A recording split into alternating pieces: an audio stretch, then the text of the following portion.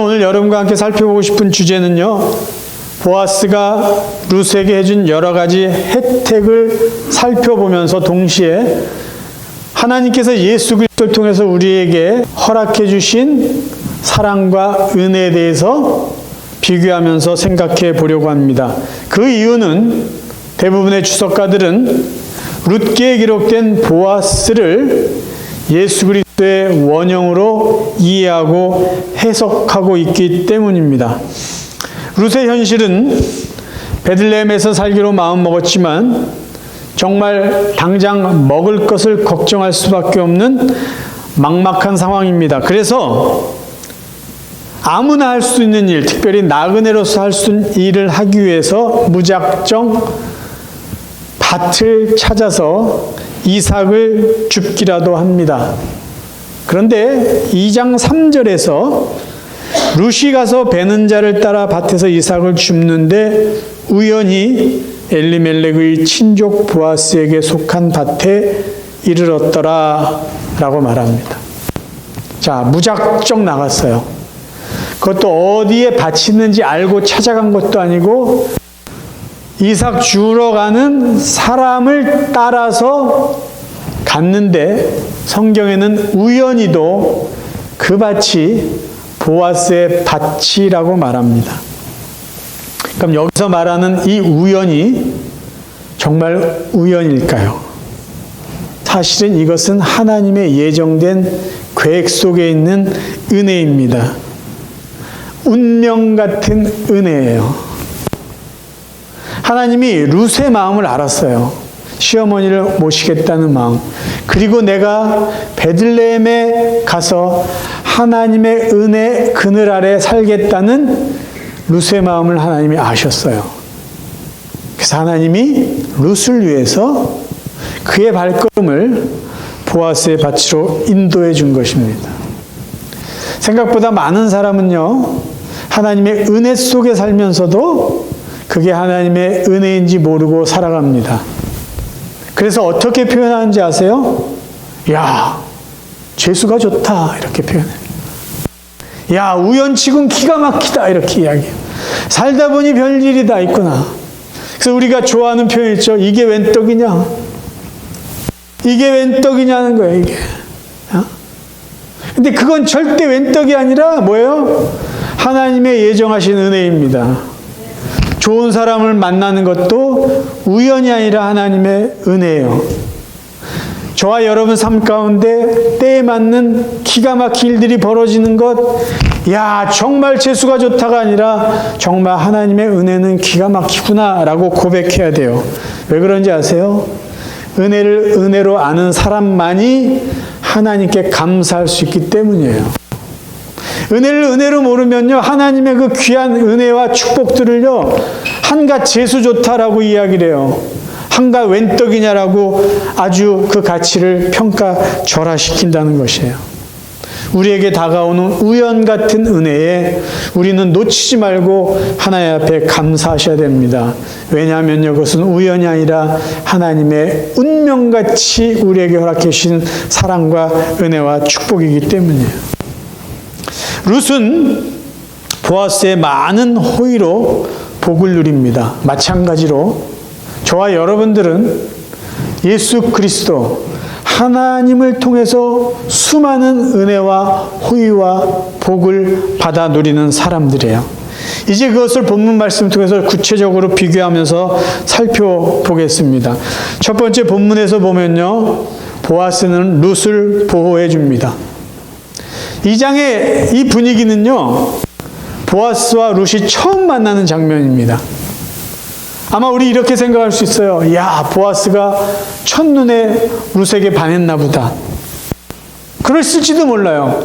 왜냐하면 보아스가 밭을 맡아서 관리하는 사환에게 저 여인이 누구냐라고 물어봅니다.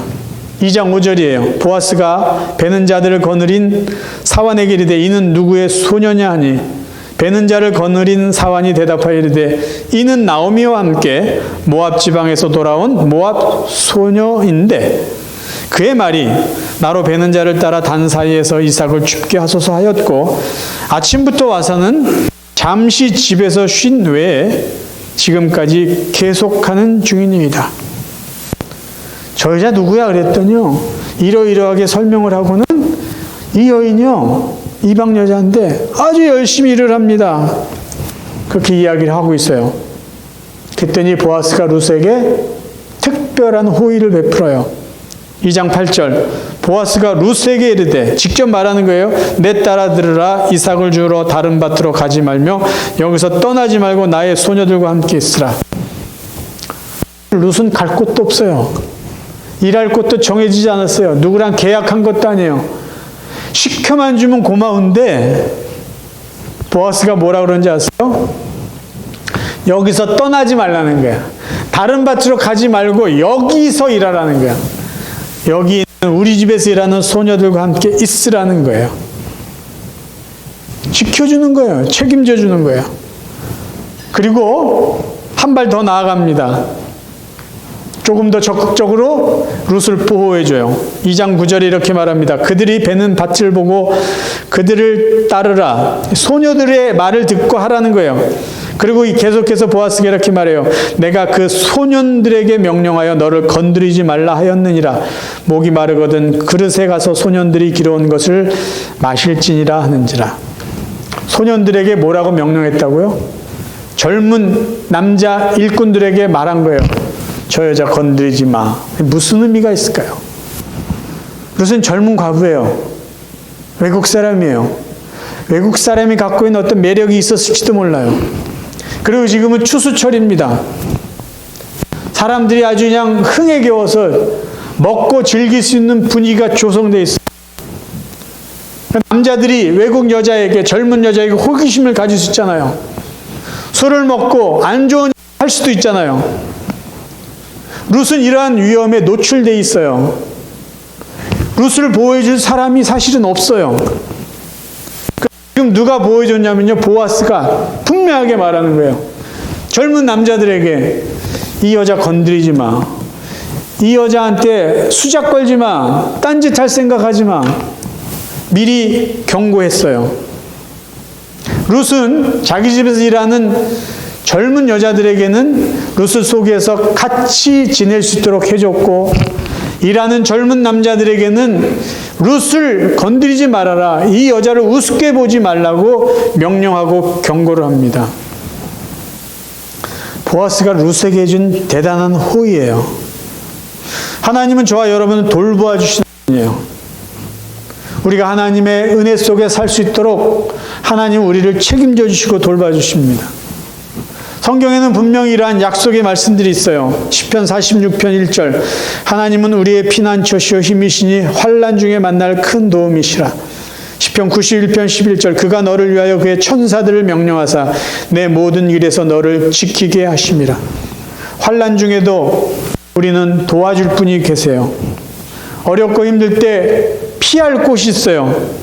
위험한 상황 속에 하나님이 보낸 천사들 때문에 우리는 그 위협에서 상하지 않게 살아갈 수 있습니다. 특별히 저희들은 고난 중에 이런 생각을 해요. 도대체 하나님이 왜 이런 고난을 나에게 주셨을까?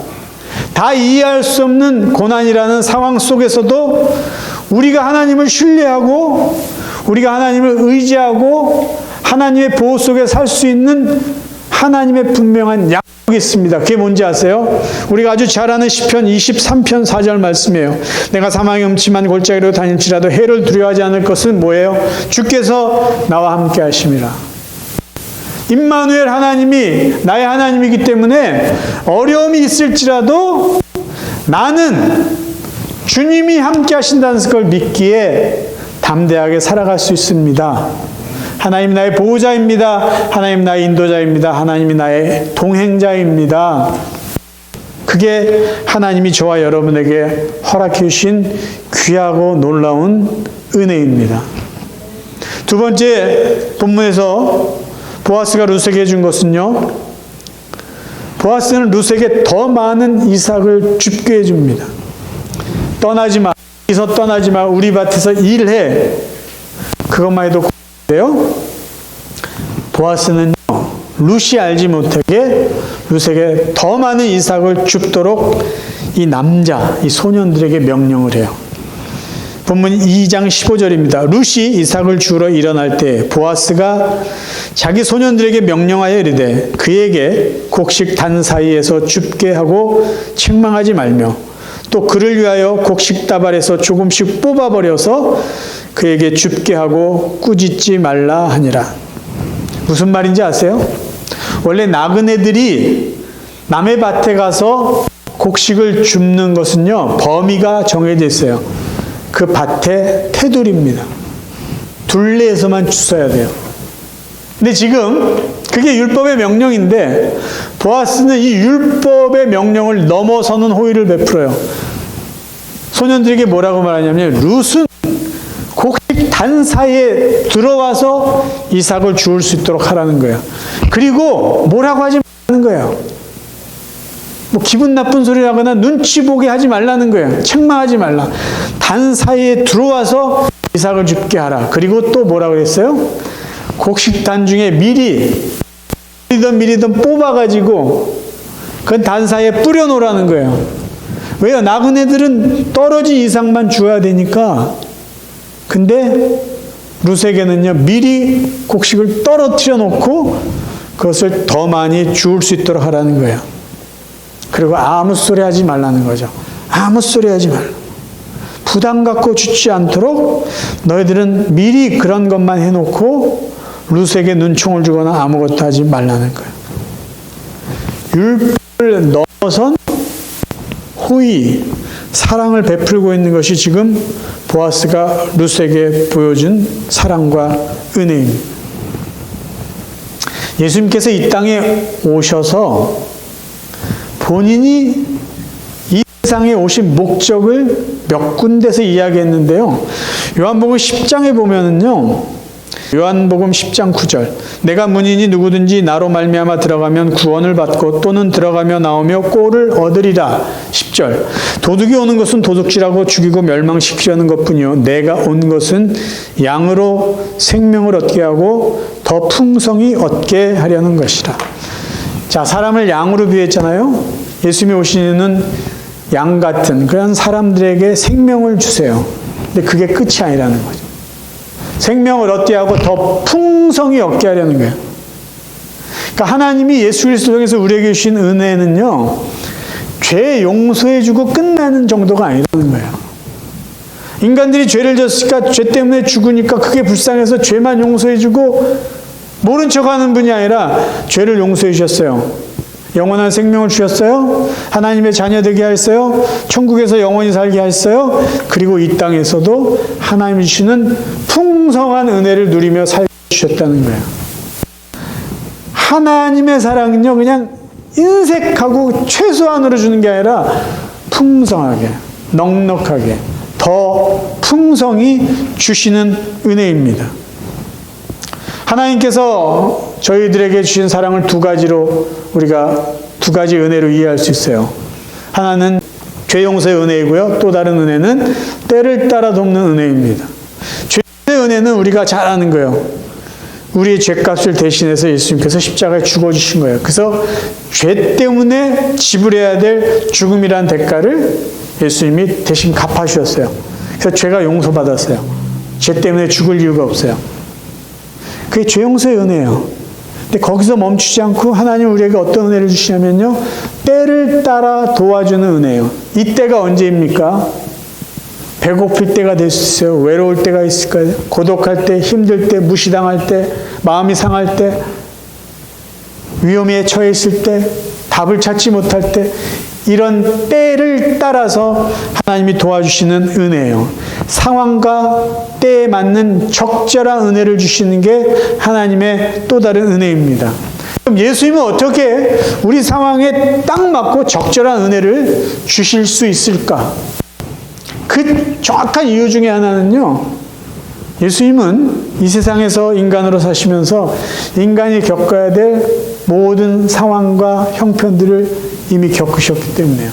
특별히 인간이 당하는 그런 수모나 수치, 억울함, 무시, 배반, 조롱, 그 다 겪으셨잖아요. 그쵸? 여러분, 누가 여러분에게 와서 얼굴에 침을 뱉는 그런 수모를 당한 적 있어요? 예수님 그거 당하셨잖아요. 여러분, 많은 사람 앞에서 옷이 다 벗겨지는 그런 수치를 당한 적 있어요? 예수님이 당하셨어요. 뺨을 맞아봤어요. 제자들에게 배신도 당했어요. 더 심한 거 뭔지 아시죠? 죽음에 이르는 아픔까지 예수님은 다 겪으셨어요. 그래서 그분만이 우리의 상황과 때에 가장 적절하고 최선의 위로와 격려와 은혜를 줄 수 있는 분이에요. 그 은혜까지 주신 분이 하나님, 우리 주 예수 그리스도다라는 거예요. 구원의 은혜만, 죄 용서만 해주신 게 아니라 더 풍성한 때에 맞는 은혜를 주시는 분, 그분이 우리의 주님 예수님이라는 것이에요. 성경에는 이 때에 맞는 은혜를 받는 비결을 알려주고 있습니다. 히브리서 4장 16절이에요. 그러므로 우리는 긍휼하심을 받고, 은혜 받은 거예요. 죄 용서 받은 거예요. 그리고 때를 따라 돕는 은혜를 얻기 위하여 어떻게 해야 되냐? 은혜의 보좌 앞에 담대히 나아갈 것이니라. 때에 필요한 은혜가 있으면요, 하나님이 그 은혜 주실 것을 믿고요, 담대히 나가는 거예요. 담대히. 제가 이 담대히를 설명할 때 늘 이렇게 말합니다. 자녀의 뻔뻔함으로 하나님께 나아가는 거예요. 여러분, 자식들은요, 정말 부모님 앞에 뻔뻔할 정도로 당당합니다. 지들이 한 게 뭐가 있어요, 도대체. 근데 아쉬우면요, 아쉽다는 표정도 안 지으면서 부모에게 와서 당당하게 요구해요. 그러면 부모는 뭐가 또 그렇게 잘못한 게 있는 것 줘요. 이 은혜의 보좌 앞에 담대히 나갈 것이 바로 그런 마음이에요. 하나님의 자녀로 당당하게 나가라는 거예요. 당당하게. 그 하나님께서요, 예수 그리스도를 통해서 우리에게 때에 맞는 은혜를 주신다라는 것입니다. 성경은 하나님이 우리에게 모든 필요를 채워주시겠다고 약속하였어요. 빌립보서 4장 19절, 나의 하나님이 그리스도 예수 안에서 영광 가운데 그 풍성한 대로 너희 모든 쓸 것을 채우시리라. 예수님은 이렇게 약속하였습니다. 그런즉 너희는 먼저 그의 나라와 그의 의를 구하라. 그리하면 이 모든 것을 너희에게 더하라. 우리가 하나님 앞에 먼저 해야 될 것을 한다면 하나님 우리의 필요, 이 모든 것들을 채우시는 분이에요. 더 풍성하게 채우시는 분이 우리의 하나님이시라는 것을 믿으시기를 바랍니다. 마지막으로 본문에서 보아스가 룻에게 해준 것이 하나 더 있어요. 그것은 뭐냐면요, 보아스는 룻을 자신의 식탁으로 초대합니다. 자기 밭에서 일하게 한 것도 고마워요. 남보다 더 많은 이삭을 줍도록 한 것 더 고마워요. 근데 가장 고맙고 은혜로운 호의는 뭐냐? 자기 식탁으로 룻을 초청해 준 겁니다.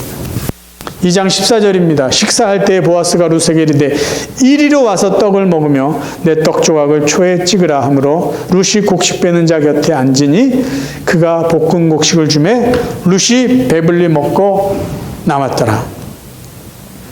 여러분, 보아스가 룻을 자기가 음식을 먹는 식탁에 함께 와서 먹으라고 초청해 준 의미는 뭐가 있을까요? 이 초청은요, 룻에게 이런 생각을 갖게 하는 거예요. 당신은 더 이상 외국인이 아닙니다. 당신은 더 이상 이방인이 아닙니다. 당신은 더 이상 나그네가 아닙니다. 당신은 우리와 함께 일하고 우리와 함께 식사를 하는 우리의 공동체 일원입니다. 당신은 더 이상 소외된 사람이 아닙니다. 당신은 우리와 함께 살아가기에 조금도 부족함이 없는 우리 식구입니다라는 것을 확인시켜 주는 거예요. 받기에 충분합니다.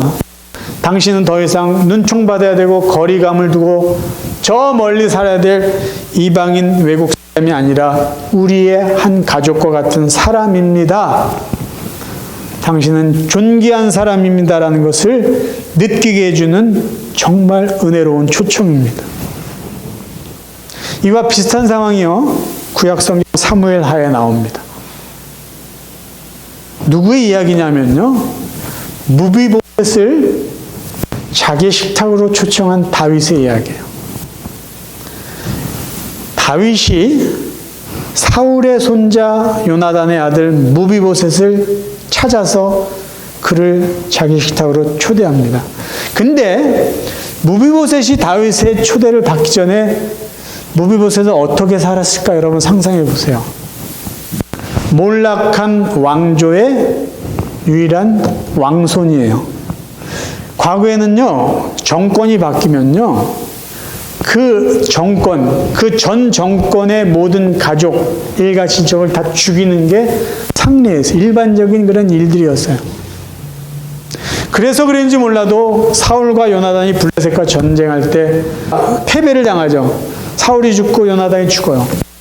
그래서 요나단의 아들 지키고 있던 유모가 이 생명 하나라도 살리겠다고 도망치다가 애를 떠나서 절름발이가 돼요. 그러면 그 절름발이가 된 아이를 데리고 이 유아는 어떻게 살았을까? 이 유모는 어떻게 살았을까요? 조마조마했을 거예요. 다윗 왕이 부하를 보내서 이 생명 죽일지도 모른다. 어디 가서 이 아이가 사울 왕의 손자입니다. 말 절대로 못하죠. 소문나면 죽을지도 모르니까. 그런데 다 절름발이에요. 뭘 어떻게 살았겠어요? 그런데 다윗이 그 무비보셋을 찾습니다. 사무엘하 9장에 나온 이야기의 그 일부만 읽어드릴게요. 사울의 손자 요나단의 아들 무비보셋이 다윗에게 나와 그 앞에 엎드려 절하매 다윗이 이르되 무비보셋이여 하니 그가 이르기를 보소서 당신의 종이니이다. 13절 무비보셋이 항상 왕의 상에서 먹음으로 예루살렘의 산이라 그는 두 발을 다 절다라. 무비보셋이여 다윗 왕이 불러주고 왕의 식탁에서 먹게 할 때 너무 황송하고 고마워가지고요. 이 개 같은 사람을 어떻게 이렇게 대우를 해주십니까? 이런 표현을 해요. 성경에 두 발을 절었다라고 표현한 건 무엇을 의미하냐면요. 이 사람은 연약한 자라는 거예요. 누군가의 도움이 필요한 사람이라는 거예요. 그런데 이런 사람을 다윗이 불러다가 어느 자리에 초대해 줬냐면요. 왕이 항상 먹는 식탁의 자리에 무비보셋을 초대해요. 무슨 의미예요? 너는 더 이상 도망자로 살 인생이 아니라 너는 왕의 후손이다. 너는 왕의 한 가족이다. 너는 나의 가족과 같다라는 것을 확인시켜 주는 거예요. 그러니까 단지 와서 밥만 먹어 이게 아니라고요. 식탁에 초대했다는 건요. 너는 나와 같은 가족이라는 메시지가 담겨 있어요. 더 이상 버림받은 자가 아니고 더 이상 도망자녀야 되고 더 이상 이름도 없이 살아가야 될 사람이 아니라 다윗과 같은 왕의 가족이라는 것을 다윗은 무비보셋에게 보여주었어요. 어떻게요? 나의 식탁에 함께 와서 식사하는 그 초청으로 말미암아. 여러분 부활하신 예수님께서 제자들과 함께 하신 일이 뭔지 아세요? 우리가 주목해야 될 것은요. 그들과 함께 식사를 했다는 거예요. 누가복음 24장에 보면 예수님이 엠마오로 가면서 제자들과 대화를 하면서 거기에서 떡을 떼며 식사를 합니다. 요한복음 21장에 보면 우리가 잘 아는 거 있죠. 디베랴 바다에서 제자들을 세 번째 찾아가셔서 제자들과 함께 조반 아침 식사를 해요. 떡을 떼면서. 예수 그리스도의 부활 이후에 이 세상에 새롭게 설립된 신앙 공동체가 교회입니다. 그 신앙 공동체에서 반드시 하는 게 뭐냐면요. 떡을 떼면서 함께 그리스도의 죽음과 부활을 기억하는 성만찬이에요. 초대교회 때부터 벌어졌던 이 성만찬은요. 말 그대로 식사하는 겁니다. 애찬을 나누는 거예요.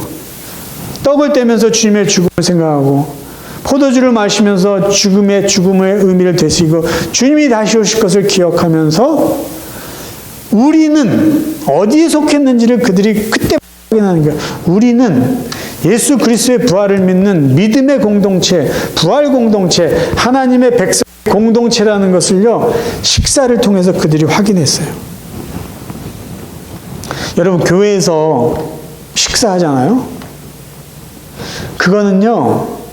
점심을 먹든 아침을 먹든 한 끼 식사하는 것보다 훨씬 더 깊고 영적인 의미가 있어요. 그게 뭐냐면 교회 안에서 같은 성도가 식사를 한다는 건요, 우리의 신앙의 고백을 함께 하는 것이고요, 우리가 어느 나라에 속해 있고 우리가 누구에게 속해 있는지를 확인해 주는 고백이에요. 예수 그리스도의 부활을 믿는 신앙 공동체에 우리는 속해 있습니다. 우리는 하나님의 자녀들입니다. 왕의 자녀들입니다. 천국의 백성들입니다를 우리가 함께 모여서 식사하면서 확인하고 고백하는 자리예요. 우리 잘 아는 식구라는 말 있잖아요. 식구. 함께 밥을 먹는 사람을 식구라고 그래요.